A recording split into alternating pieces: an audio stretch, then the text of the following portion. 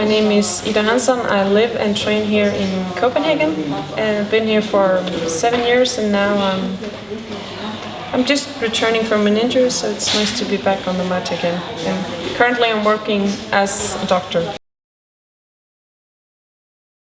I started training sport jiu-jitsu I think it's almost 15 years ago now, and then I changed over to BJJ 7 years ago. It was when I moved to Copenhagen, because then I had the opportunity to continue with sport jiu-jitsu, then I changed to BJJ, since the favorite part of fighting has always been the ground fight for me, so it was a natural choice to move on. I think from the beginning I wanted to learn some self-defense, and then the competition started in the academy with the sparring, and then I really enjoyed it. I liked the sport part about the game, so it came natural. And as my friends started competing, I started it as well, and it went quite good. And when you succeed with competition, then it's actually quite fun to compete. So that's how it started, and then it just kind of escalated. It started as a nice little hobby, and then I wanted to train more to succeed better in the competitions, and then I did better, and then I found that this was the concept that worked. So I just continued training more and more, and continued fighting more as well. I think I have almost all of my success I owe it to my academy and my teacher here. Before I was doing good before I changed here as well, but here I got a different kind of structure in my game and in my training.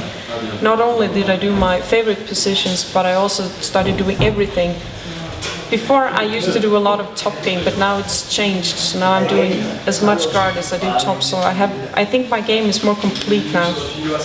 And during my trips to Brazil, I've had a lot of amazing sparring, and I think that's what's really good about going to Brazil. You get a lot of good sparring, and you can focus on only doing BJJ, because here I have a full-time job or full-time studies, but when I'm there I can focus just on getting better at BJJ, so it's made a huge difference. And yeah, the sparring partner here is good, but in Brazil you have so many more, so it's not just one or two good guys, it's all of them, and you actually get to train with people your own size. I think I have to go with my ADCC bronze medal from last year. It was a huge achievement for me. I'm 67 kilos and I fought in the over 60 kilos division, so some of the girls were almost twice my size, so I'm really happy with the bronze medal.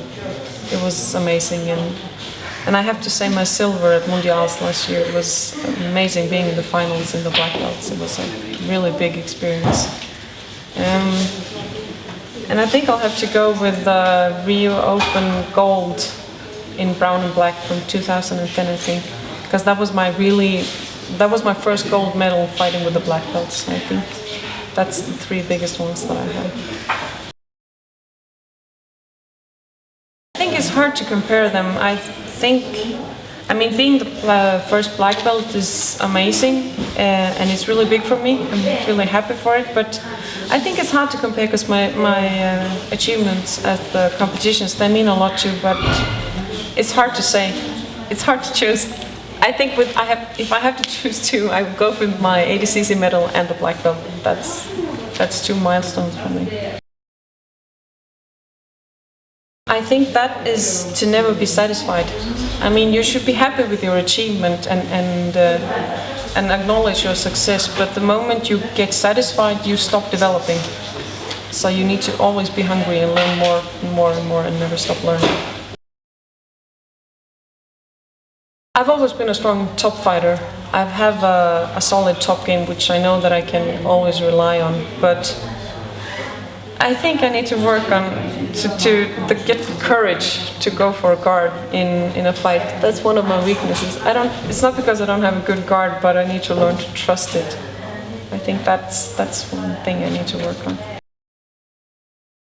I think that has to be my passing from the distance, when I get to control the legs and start passing from there. I know if I can detach myself from the other person's guard and control the legs, that I know I'm going to pass. If I am there, it's going to be good.